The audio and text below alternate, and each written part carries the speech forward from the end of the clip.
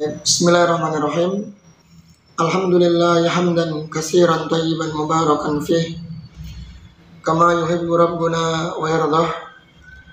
Asyhadu an la ilaha illallah wahdahu la syarika lah wa asyhadu anna Muhammadan abduhu wa rasuluh sallallahu alaihi wa ala alihi wa sahbihi ajma'in, amma ba'du. Ayat ikhwas kalian rahimani wa rahimakumullah. Alhamdulillah di pagi hari ini Allah Subhanahu wa taala kembali pertemukan kita di tempat yang mulia dalam rangka untuk sama-sama kita mempelajari agama Allah Azza wa Jalla. Dan semoga apa yang kita upayakan di pagi hari ini senantiasa mendapat keberkahan dan rahmat dari Allah Tabaraka wa Ta'ala. Baik, kita lanjutkan kajian kita, yaitu kitab Ushulus Salasah. Sekarang kita sudah memasuki pertemuan terakhir insyaallah ya.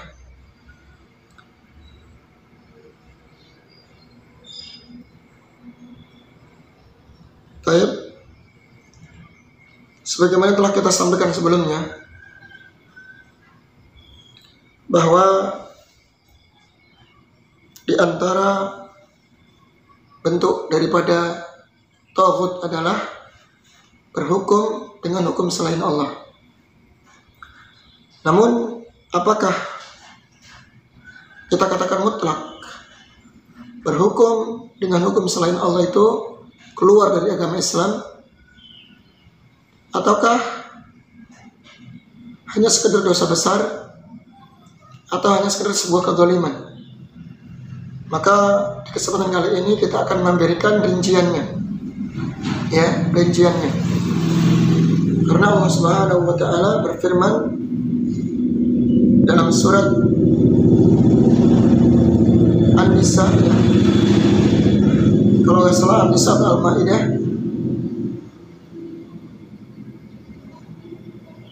mengatakan bahwa wa man lam yahkum bima anzalallah fa ulaika humul kafirun. Barang siapa yang berhukum dengan hukum selain Allah, maka termasuk dia orang kafir. Maka dia orang kafir. Allah hukumi kafir. Di ayat yang lain Allah berfirman wa man lam yahkum bima anzalallah fa ulaika humul zalimun. Barang siapa yang berhukum dengan hukum selain Allah, maka dia termasuk orang-orang yang zalim. Kemudian di ayat yang lain Allah juga berfirman, "Wa man lam yahkum bima anzalallah fa ulaika humul fasiqun." Nah, kapan dikatakan fasik? Kapan dikatakan zalim? Dan kapan dikatakan kafir? Maka kita bahas insyaallah di kesempatan kali ini. Ayat nulis mengatakan al-hukmu biwairi ma anzalallah fihi tafsil. Jadi berhukum dengan hukum selain Allah itu ada rinciannya. Tidak dikatakan mutlak dia keluar dari Islam atau kafir. Baik. Yang pertama kufrun akbar. Yang pertama bisa dikatakan kufrun akbar, kekufuran yang besar. Ketika seseorang berhukum dengan hukum selain Allah, maka dia dikatakan kufrun akbar, ya, kekufuran yang sangat besar. Apa itu? Idza taqada anna hukmal bashari mislu hukmillahi au afdhala minhu. Kufrun akbar itu kufur yang bisa mengeluarkan seseorang dari keislaman. Kapan? Apabila dia meyakini bahwa hukum manusia sama persis dengan hukum Allah. Jadi hukum buatan manusia itu disamakan dengan hukum Allah. Atau dia meyakini bahwa hukum manusia itu lebih afdal dari hukum Allah. Tapi Anda baca rinciannya ya. Anda bacakan rinciannya. oleh para ulama.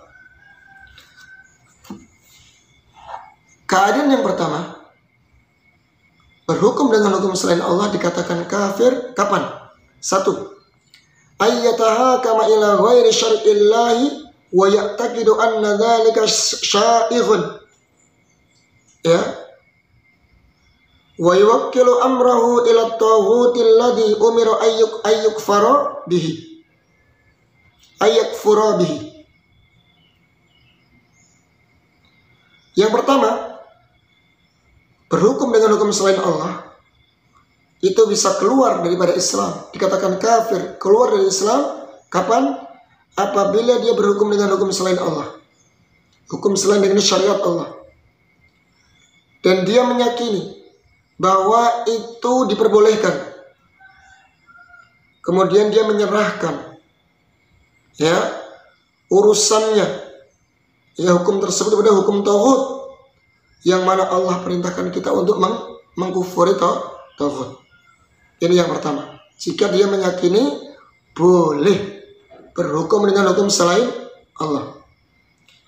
Yang kedua, ayyatahakama ila ghairi syar'illah wa ya'taqidu bi annahu tashri'un ka syar'illah. Yang kedua, berhukum dengan hukum selain Allah itu dikatakan kafir, keluar dari Islam apabila dia berhukum dengan hukum selain Allah, ya, dengan hukum buatan manusia, dan meyakini bahwa syariat, ya, bahwa hukum selain Allah adalah syariat sama seperti syariat Allah. Dia menyamakan hukum selain Allah sama dengan hukum Allah. Nah ini. Baik. Kemudian yang ketiga, ayyatahakama ila ghairi syar'illah wa ya'taqidu annahu anfa min syar'illah. Yang ketiga, dia berhukum dengan hukum selain Allah, ya, berhukum dengan hukum selain Allah, hukum undang-undang manusia, dan dia meyakini bahwa hukum selain Allah itu lebih bermanfaat daripada hukum Allah. Nah, jadi hukum selain Allah, hukum undang-undang buatan manusia itu lebih bermanfaat daripada hukum Allah. Kemudian yang keempat, ayyatahakama ila ghairi syar'illah ma'at ta'ni fi syari'ati bi anna nizam al-islami la yasluhu tatbiqun liz-zamanil hadis aw anna nizam al-islam sababan fi takhalluf al-muslimin. Yang keempat, ketika seseorang berhukum dengan hukum selain Allah, lantas dia mencela syariat Allah, ya, dengan mengatakan bahwasanya aturan Islam atau hukum Islam ini tidak layak diterapkan di zaman sekarang ini, sudah tidak relevan, ya, kuno gitu ya. Islam atau aturan Islam atau hukum Islam itu menjadi sebab keterbelakangan kemajuan kaum muslimin. Nah, apabila dia meyakini 4 kriteria ini, maka dikatakan dia kufrun akbar, keluar dari Islam. Saya ulangi lagi, ya, berhukum dengan hukum selain Allah dikatakan kufrun akbar, keluar dari Islam apabila dia meyakini 4 perkara ini. 1, ketika dia meyakini bahwasannya boleh berhukum dengan hukum selain Allah, ya. Kemudian yang kedua, dia meyakini bahwasannya hukum selain Allah atau undang-undang buatan manusia itu sama seperti hukum Allah. Yang ketiga, ya, dia meyakini bahwasannya hukum selain Allah itu lebih bermanfaat daripada hukum Allah. Yang keempat, bahwasannya dia mencela syariat Islam, ya, dan menyatakan bahwa hukum Islam itu tidak layak diterapkan di zaman sekarang ini. Bahkan hukum Islam itu apa? Menjadikan kaum muslimin terbelakang. Nah, jika dia meyakini 4 keadaan ini, maka dia telah kufrun akbar, keluar daripada Islam. Ini tepat. Baik, sekarang kondisi yang kedua. Berarti yang pertama tadi apa? Yang Allah sebutkan dalam Al-Quran, wa man lam yakum bima anzalallah faulaika humul kafirun. Barang siapa yang berhukum dengan hukum selain Allah, maka dia termasuk orang kafir tadi. Jika meyakini apa? 4 perkara tersebut.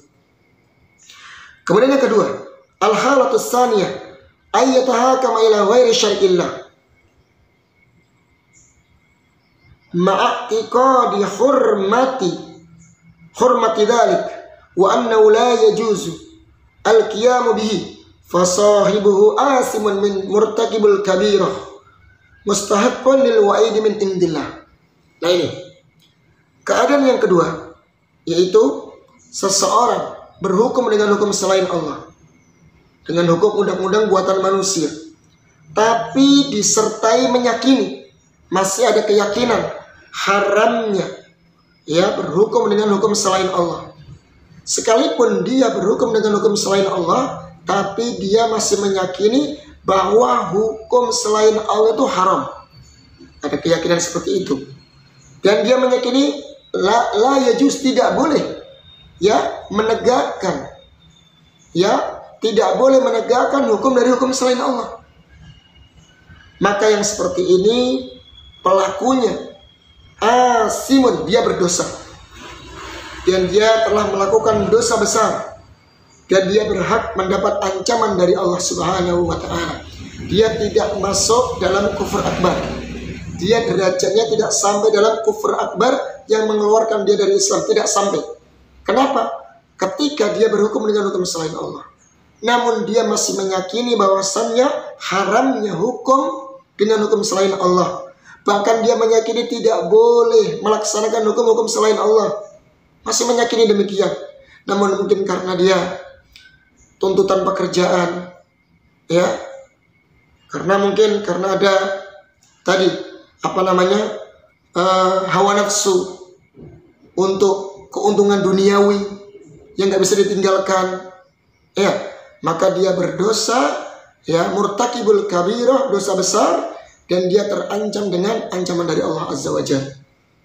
Ya, jadi yang kedua ini tidak sampai kepada kufrun akbar. Tayyib, sekarang yang ketiga, kondisi yang ketiga. Dan ini yang Allah sebutkan apa? Wa man lam yahkum bima anzalallahu fa ulaika humul fasiqun. Barang siapa yang berhukum dengan hukum selain Allah, maka dia termasuk orang yang fasik. Fasik atau zalim bahkan. Atau zalim. Ya. Dia tahu itu nggak boleh berhukum-hukum selain Allah, berhukum dengan hukum selain Allah. Dan dia tahu nggak boleh menegakkan hukum selain dari hukum Allah. Nggak tahu, cuman karena tadi ada kepentingan duniawi, ya, kepentingan duniawi, sehingga dia tidak bisa meninggalkannya, tetap dengan hukum selain Allah. Maka dia harus seperti ini, berdosa besar, dan dia terancam ancaman dari Allah Subhanahu wa ta'ala.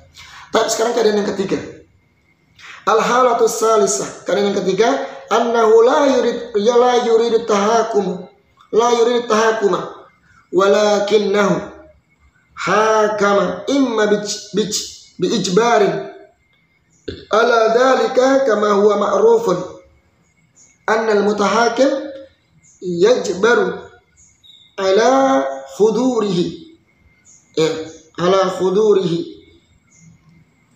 kemudian fahadha la syai'a alaihi li'annahu lam yakun mukhtaran li fi'lihi wa innama ujbiru ala dhalika wa qad rafa'allahu takalifa ala syahsin idza lam yakun fi'luhu anna iradatahu, ya, idza lam yakun fi'luhu. Baik. Kemudian yang ketiga, annahu la yuritahakum, dia tidak mau berhukum dengan hukum selain Allah. Ya mungkin kayak kita ini ya, kita yang sudah tahu hukum, udah tahu tentang syariat Islam, nggak boleh berhukum dengan hukum selain Allah. Dia tidak mau menggunakan hukum dengan hukum selain Allah. Akan tetapi dia terpaksa, mau nggak mau dia harus berhukum dengan hukum selain Allah. Karena paksaannya, karena memang di negeri kita kan undang-undangnya atau hukumnya mengikuti Undang-Undang 45. Kita harus mentaati pemerintah. Sedangkan kita nggak punya kemampuan untuk merubah itu. Dan kita mau nggak mau harus terpaksa mengikuti aturan pemerintah. Kan begitu. Bagaimana kita ketahui bersama.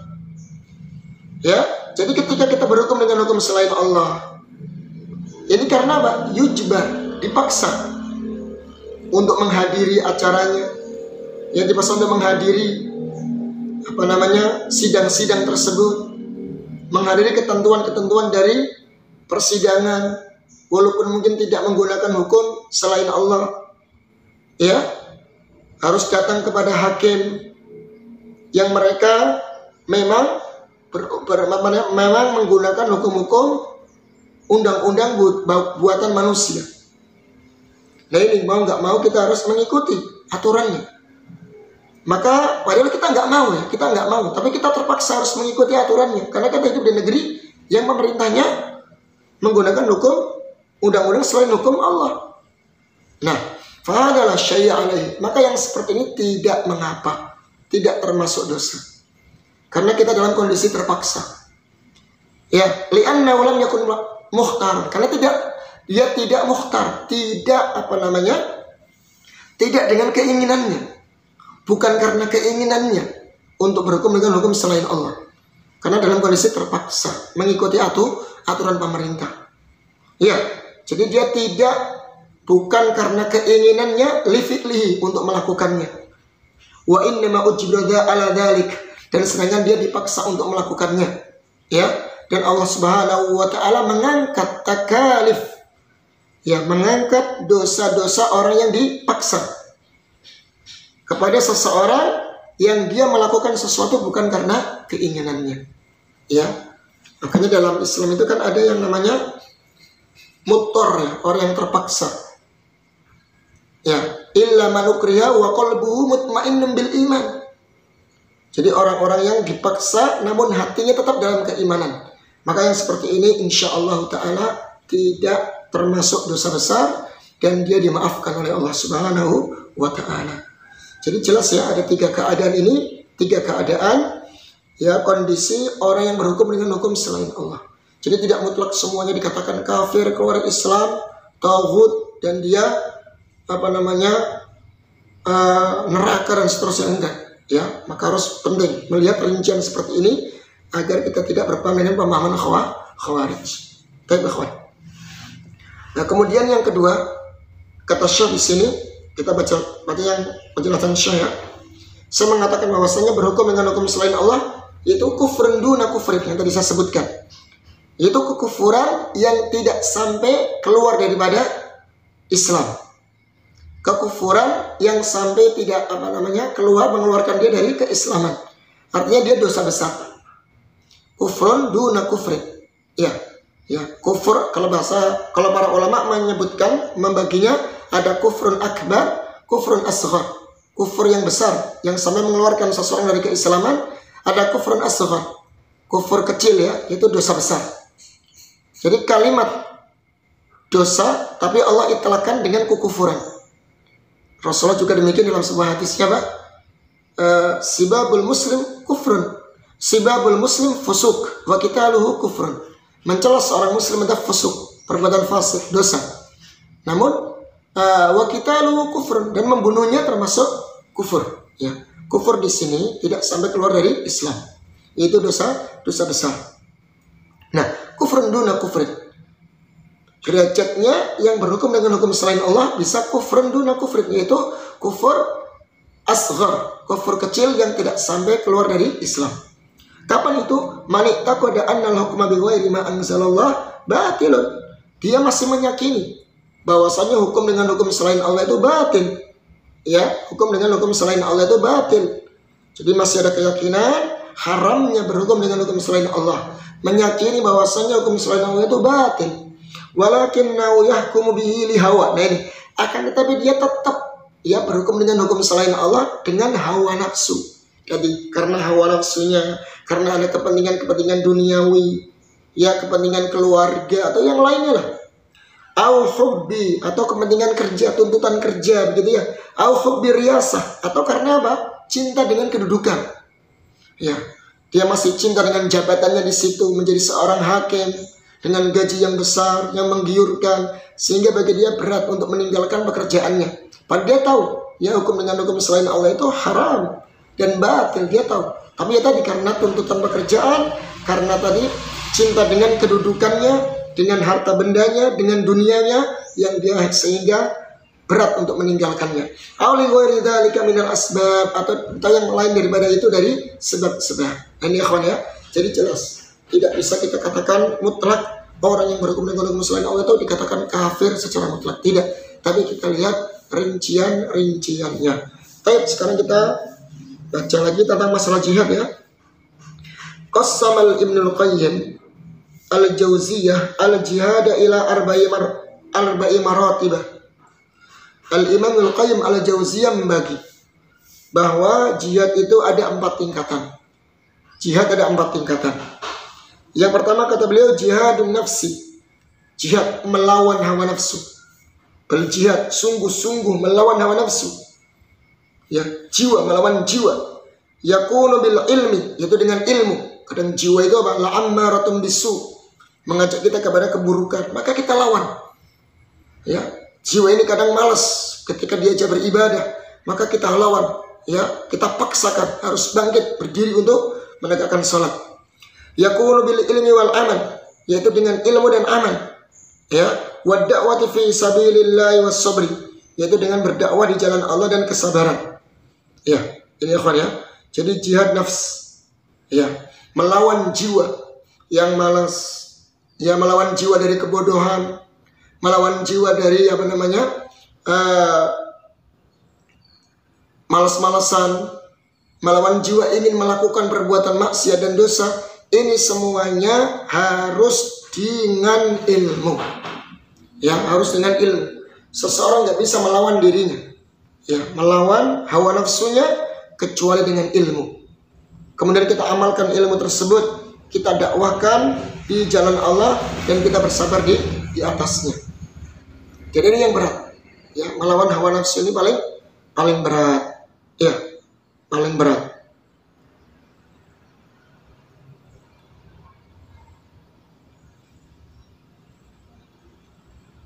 Bahkan Ibnu Qayyim Al-Jauziyah mengatakan bahwa jihad menyampaikan berjihad, ya, menyampaikan ilmu, berjihad dengan ilmu, mendakwakan manusia agar mengenal ajaran Allah Subhanahu wa taala, mengenal sunnah Rasul SAW, itu lebih afdal daripada jihad tabligh as-siham ila al-adu, ila nuhuril adu, daripada berjihad menghunuskan pedang di leher-lehernya para musuh. Kenapa kata beliau? Karena jihad dengan menghunuskan pedang, dengan berperang itu qad yaf'aluhul katsir, bisa dilakukan banyak orang. Sedangkan jihad dengan ilmu, menyampaikan sunnah Nabi, menyampaikan syariat Islam, menyampaikan wahyu Allah dan Rasulnya, ini sangat jarang sekali dilakukan oleh manusia kecuali orang-orang yang berilmu. Illa min warasatil anbiya, kata beliau. Kecuali orang-orang yang mereka pewaris para Nabi dan Rasul dari kalangan para ulama. Ikhwan ya. Jadi kita sekalipun, ya, karena jiwa ini, ya, punya sifat apa? La'ammaratun bisu', ya, menyuruh kepada keburukan. Maka kita harus bekali dengan ilmu agar bisa melawan, ya, memerangi, ya, jiwa kita daripada keburukan tersebut. Ya, jadi kita ketika malas beribadah, kita perangi. Ingat, ya, kita harus lawan, kita harus paksakan. Karena kalau dipaksakan kita akan rugi. Waktu kita akan sia-sia, akan terlewat begitu saja tanpa amal soleh. Ketika seseorang tidak memaksakan jiwa ini untuk beribadah kepada Allah, tidak kita paksakan untuk di atas ketaatan, ingat ikhwan, maka berapa banyak waktu kita, umur kita yang kita sia-siakan tanpa ketaatan, dan itu semuanya ada hisabnya, ada hisabnya. Maka bekali dengan ilmu inilah kita akan semakin semangat untuk melakukan amal ketaatan. Ya, saja dengan ilmu, kemudian kita amalkan. Kemudian yang kedua, jihadul syaitan, jihad melawan syaitan. Apa itu? Yaqulu bitarki syubhat syirkun wa bid'atun wa syubhat kabair wa saghair. Yaitu jihad melawan syaitan. Bagaimana maksudnya? Yaitu meninggalkan syubhat. Ya, meninggalkan syubhat. Kita tidak usah duduk-duduk dengan ahlul bid'ah. Ya, tidak usah duduk-duduk dengan pelaku kesyirikan. Ya. Karena kalau kita duduk dengan mereka bisa kena syubhatnya. Ya, dalam Islam kita dilarang. Wa idza ra'aital ladzina yakhuduna fi ayatina fi ayatillahi, ya, wa idza ra'aital ladzina yakhuduna fi ayatillahi fa'arid anhum hatta yakhudu fi hadisin ghairi. Lihat kata Allah. Allah berfirman, jika engkau melihat orang-orang yang mengolok-ngolok tentang ayat-ayat kami, fa'arid anhum, maka berpalinglah. Jangan jangan ikut serta di situ. Tinggalkan, berpaling.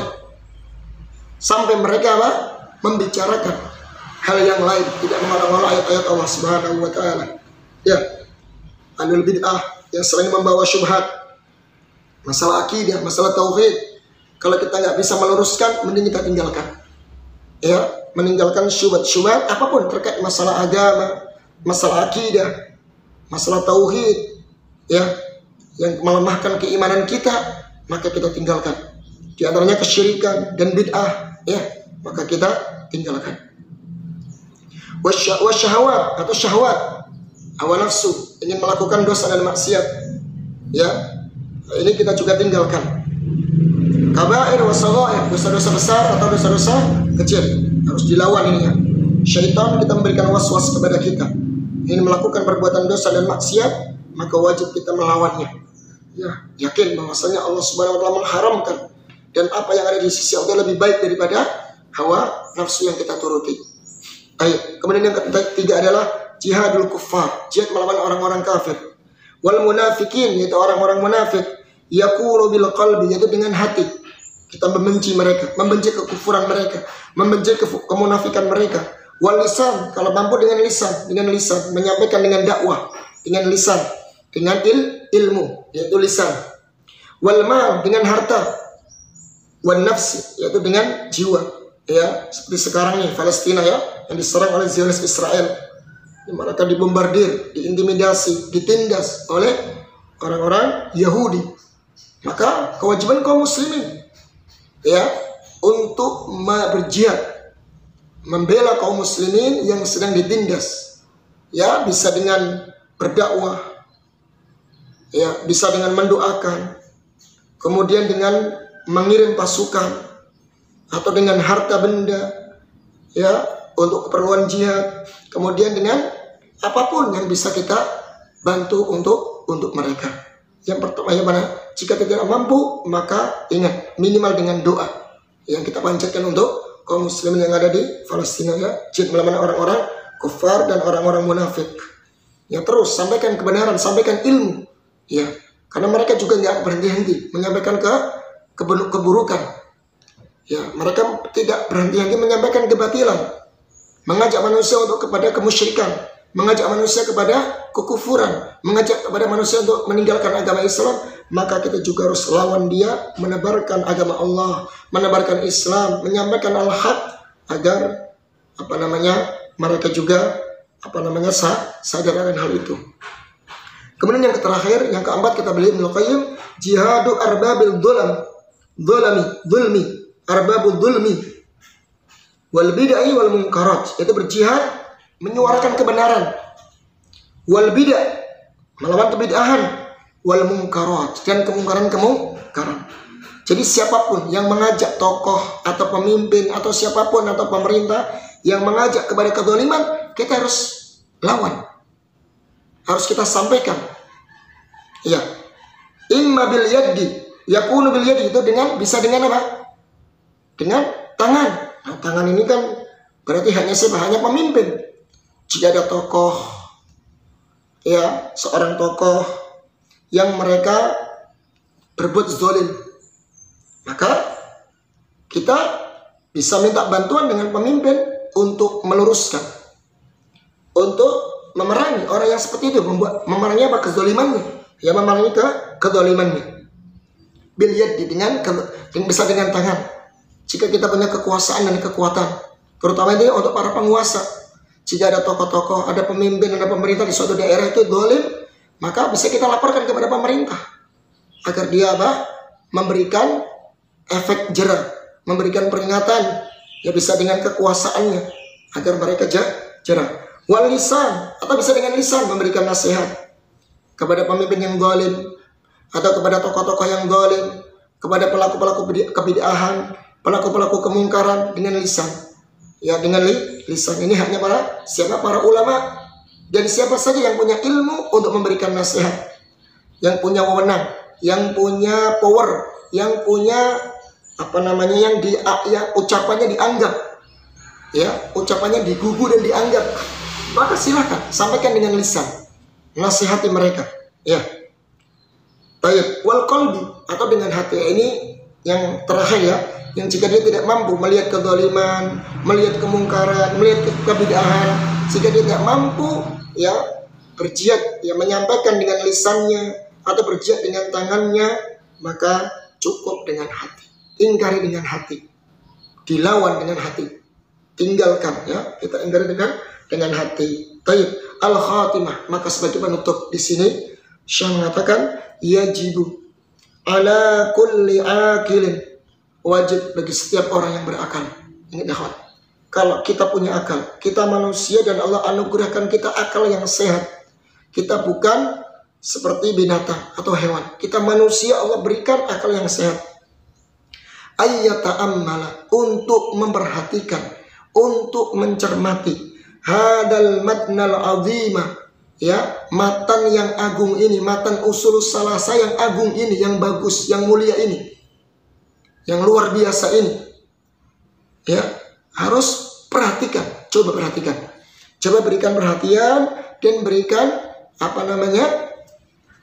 dan dicermati, direnungkan. Coba wayatani bihi ittinaan khasan jiddan, dan memberikan perhatian dengan perhatian yang khusus. Kenapa? Masya Allah, kenapa kitab ini sangat luar biasa, harus diberikan perhatian walaupun tipis, ya. Alhamdulillah kita sudah selesaikan hari ini. Lima tadammanahu min usulin idamin yahtaju ilaihi kullu insanin fi qabrihi. Dikarenakan kitab ini terkandung sebuah usul, pokok-pokok yang sangat agung. Masya Allah, ya, pokok-pokok, landasan-landasan yang sangat agung yang dibutuhkan setiap manusia ketika di alam kubur.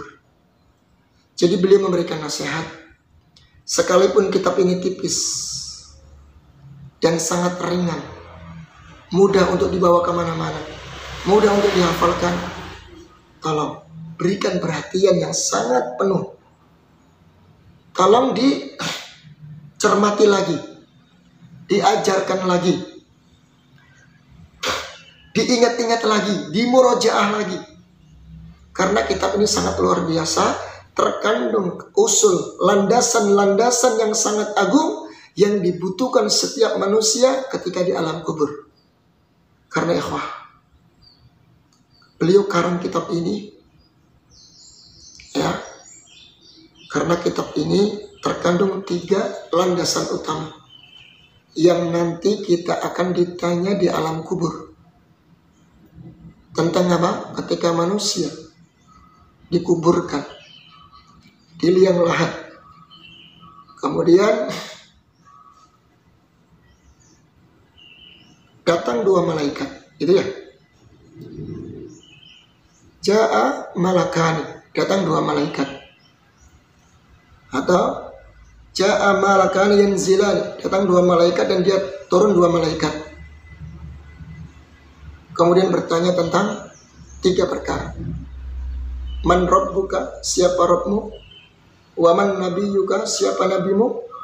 Dan wa ma dinuka, dan apa agamamu?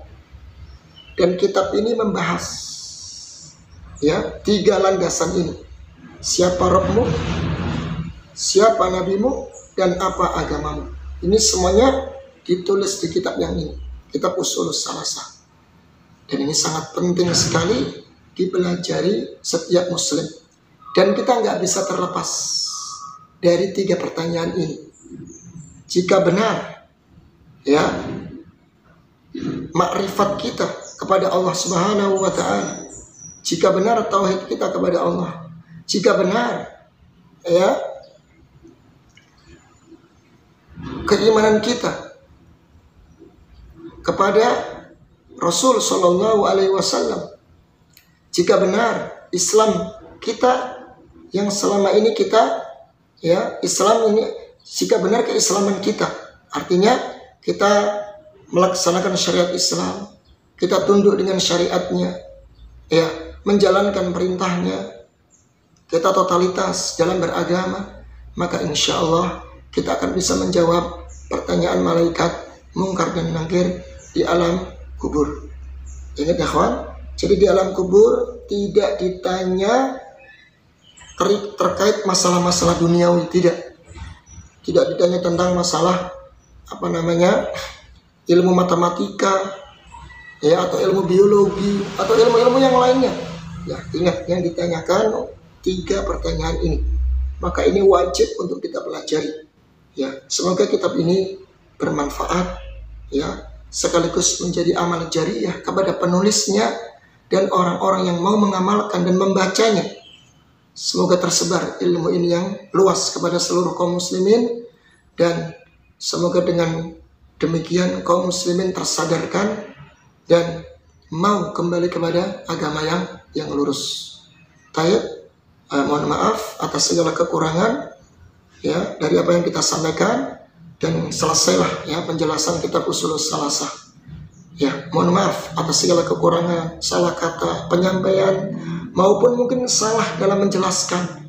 Kami mohon maaf dan mohon untuk diluruskan, karena kebenaran hanya milik Allah Subhanahu wa Ta'ala, ya. Maka kami memohon ampun atas kesalahan dan dosa-dosa yang pernah kami lakukan. Subhanakallahumma wa bihamdik, asyhadu an la ilaha illa anta astaghfiruka wa atubu ilaik. Wassalamualaikum warahmatullahi wabarakatuh.